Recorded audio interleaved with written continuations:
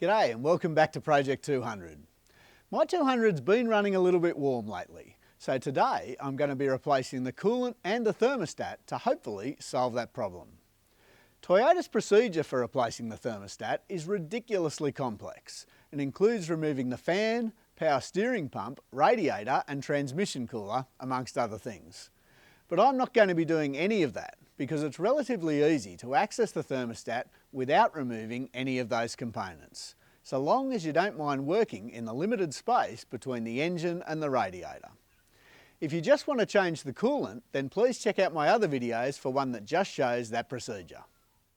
Begin with the vehicle cold and parked on a level surface. You'll need 15 litres of pre-mixed Toyota Super Long Life coolant or a compatible equivalent. You can find a list of options on the Project 200 website. First, remove the plastic trim panel from above the radiator by pushing the centre of the clips, then removing each clip. Next, remove the plastic trim from the intercooler by removing the two nuts, then lifting the cover forward and off. Loosen the two hose clamps on the first section of ducting.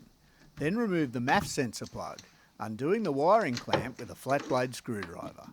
Then remove the airbox lid and the first section of ducting. Next, remove the intake air connector by removing the two bolts with a 12mm socket and loosening the two hose clamps. You'll also need to remove the two wiring clips by squeezing their underside using long nose pliers. Then remove the two bolts securing the sound deadening foam, but leave the foam in place. Moving under the vehicle, remove the bull bar stone tray if you've got one fitted, plus the bash plates or factory plastic trim covers under the engine. Now it's time to drain the coolant. First, remove the cap from the reservoir.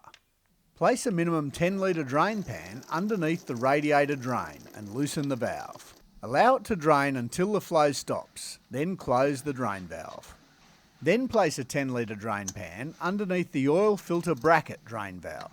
Loosen the valve with a 10mm spanner and allow the coolant to drain out of the engine until the flow stops.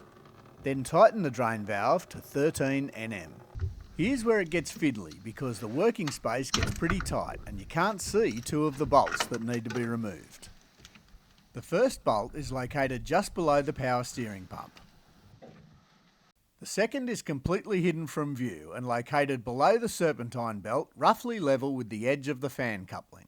Accessing both bolts requires either a short extension plus 12mm socket or just a long 12mm socket.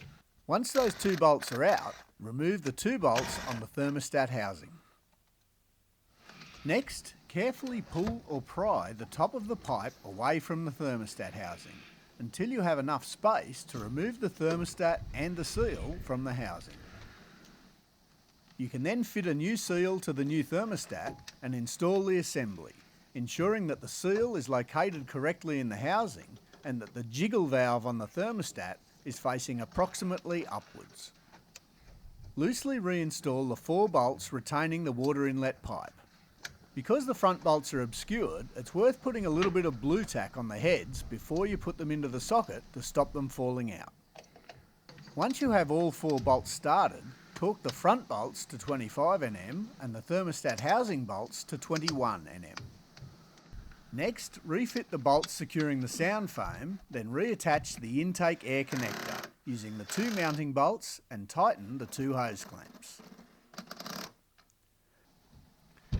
Then refit the ducting in the airbox lid, tightening the hose clamps as you go.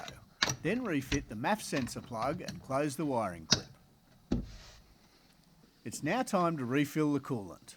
Remove the engine air bleed cap from just below the intercooler and attach a clear hose to the pipe.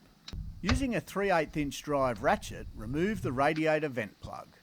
Then start pouring coolant into the reservoir tank. Filling will be a reasonably slow process as the coolant flows from the reservoir to the radiator and into the engine, particularly as the level approaches the top of the reservoir. You'll need to leave it for a few minutes and gradually continue to top up the tank several times. As the coolant level nears the top of the reservoir, occasionally squeeze the top radiator hose to help remove air bubbles from the system. The coolant level needs to reach the top of the reservoir filler neck. Keep an eye on the clear hose attached to the engine air bleed valve. Once coolant emerges, remove the tube and replace the engine air bleed cap and the hose clamp. Replace the radiator vent plug. Torque this to only 2 Nm. That's not much more than finger tight.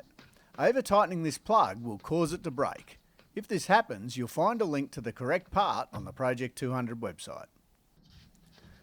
Next, replace the radiator reservoir cap, then start the engine and let it idle for a few minutes.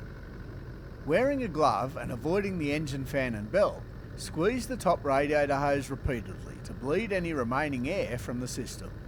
If the coolant level in the reservoir drops significantly, turn off the engine, allow it to cool, then top it back up to the filler neck before repeating the process. Once the level is stabilised, you need to bring the engine up to full operating temperature. Toyota specify running the engine at 3000 revs for 10 minutes with the vehicle stationary. I'm not a fan of that suggestion, so personally I decided to go for a short drive instead, returning once the ultra gauge reached around 80 degrees Celsius. Stop the engine and allow it to cool back to ambient temperature.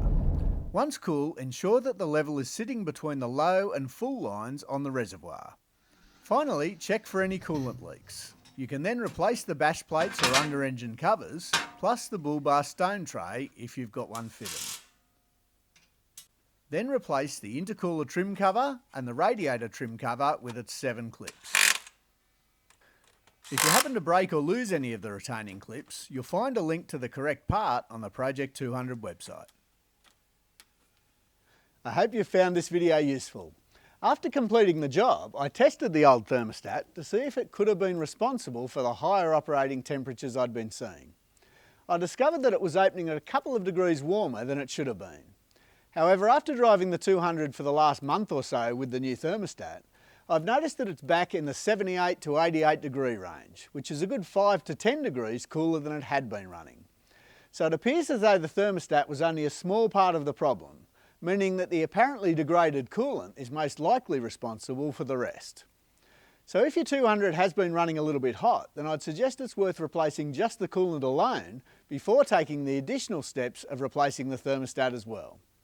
Have a look at the Project 200 website for the steps and video covering just that part of the job. See you next time.